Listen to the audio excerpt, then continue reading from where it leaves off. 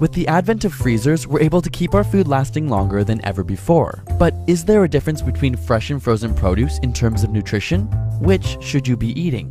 Your instinct may be to shout out, "Of course fresh food is better, it's fresh," and you may be right, but it's highly dependent on the circumstances. In many instances, the food you take off the shelf in a grocery store has been harvested underripe to avoid damage during travel time. This means it hasn't yet reached its peak nutrition. Furthermore, the minute it was picked, its nutritional content began to deteriorate. The food is then loaded on a truck, boat, or plane, travels for days, and waits on a shelf for you to choose it, after which it may sit in your fridge for a few more days before being eaten.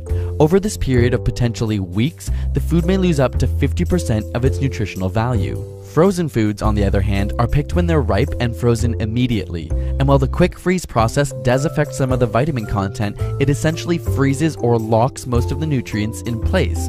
Next to the fresh produce that has been sitting around for weeks, there's no doubt that frozen foods can contain more nutrition, particularly during the months that local produce is not in season and traveling far distances.